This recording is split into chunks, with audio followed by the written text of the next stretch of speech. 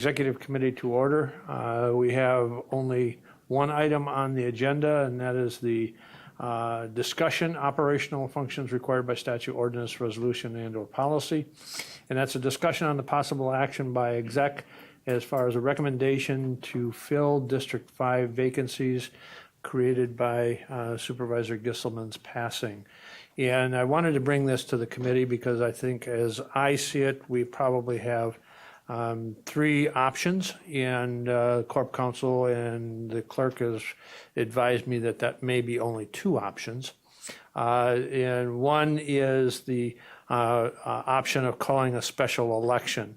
The special election, from a timing standpoint, with potentially multiple candidates filling out nomination papers, which would then necessitate a primary. And there's obviously timing that is required for allowance for candidates to fill out nomination papers. But with that timing and the potential of a primary and the potential of then a general election on that supervisory seat, I think it would be very problematic and possibly even not able to do. So the other two options are to fill that position using the board, one of the options under the board rules, and that is soliciting letters of interest. All right. The meeting's going to be recorded, so just be aware. We're not sure that public television is available at this point.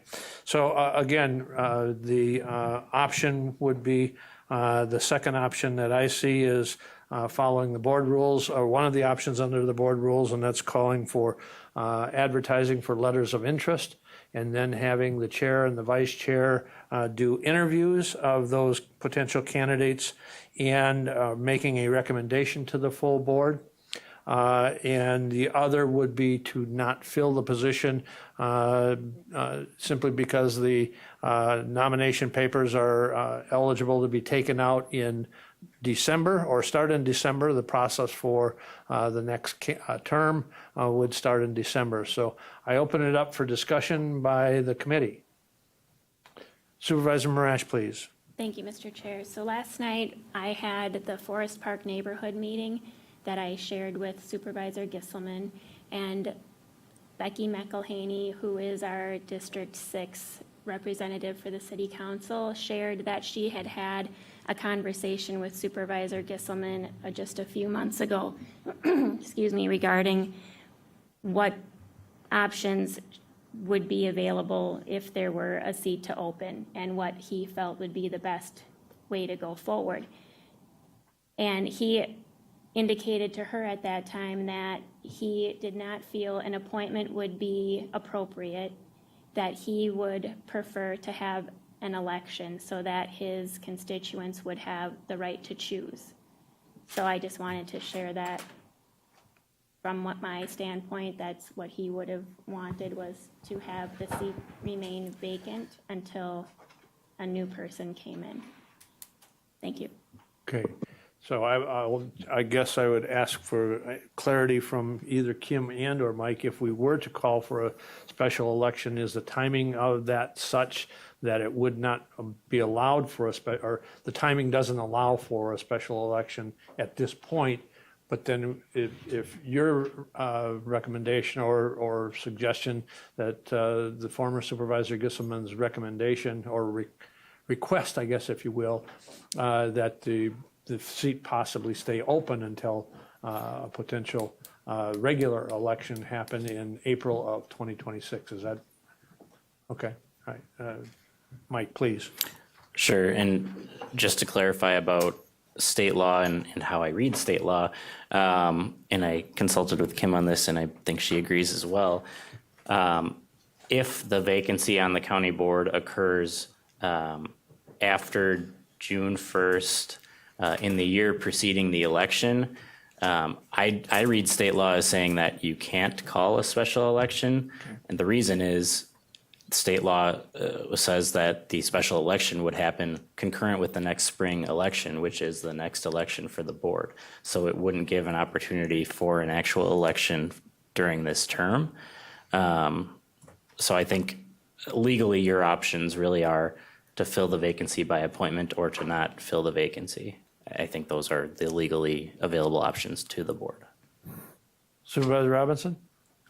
I think that the residents of that district deserve representation, and I would be supportive of a solicitation of letters of interest and selection and appointment by this board on an interim basis, and then go with the election next year to fill it.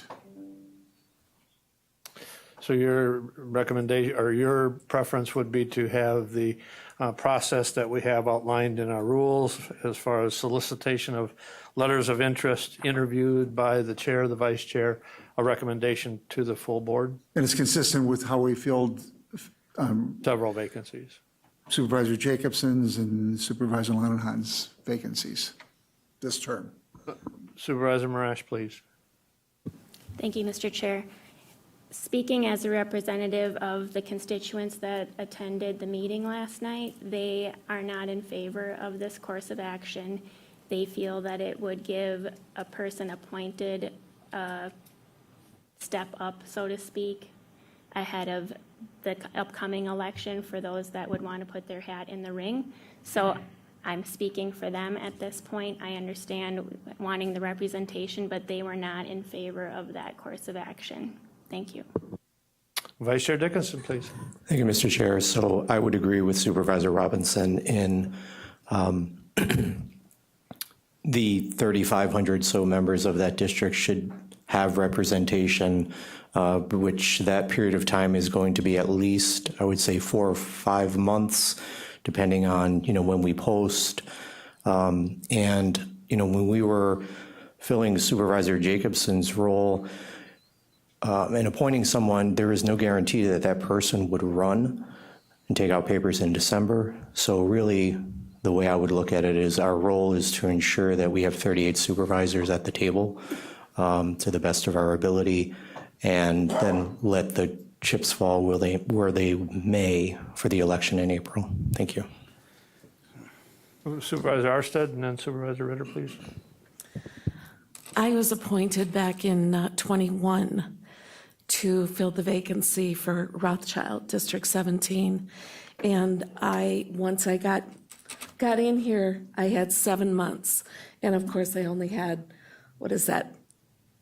2 to 3 months to make a decision whether I was going to run or not. So I'm with appointments. I think that's a good idea.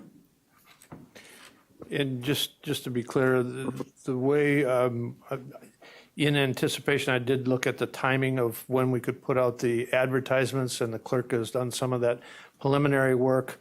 If we did the advertisement starting tomorrow, we could have that open, and then we would have potentially a week to do interviews. So we could potentially bring forward a name to the full board for its consideration if the interview process were to be able to be completed within a 3-day window at the next board meeting. So I just wanted to give context to that. Supervisor Ritter, please. Thank you. I also would support an appointment, soliciting applications for an appointment. It would run similar to other ones that we've had to fill this year.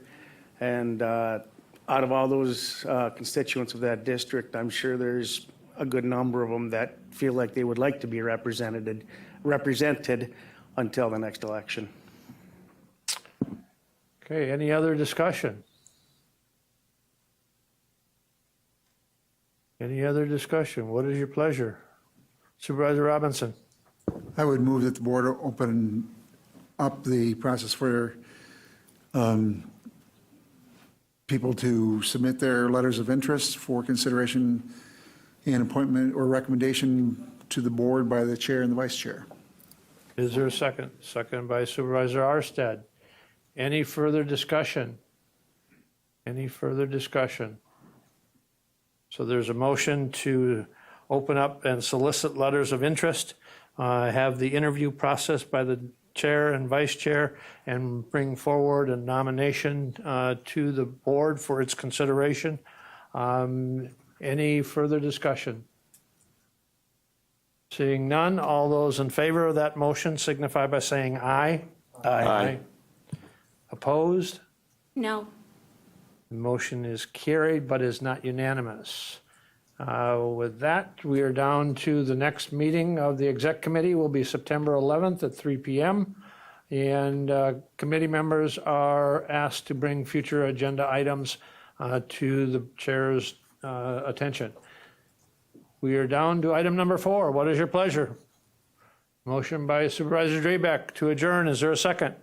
Second by Supervisor Ritter. Any discussion? All those in favor of adjournment signify by saying aye. Aye. Aye. Opposed? Motion carried. We stand adjourned. Thank you, ladies and gentlemen.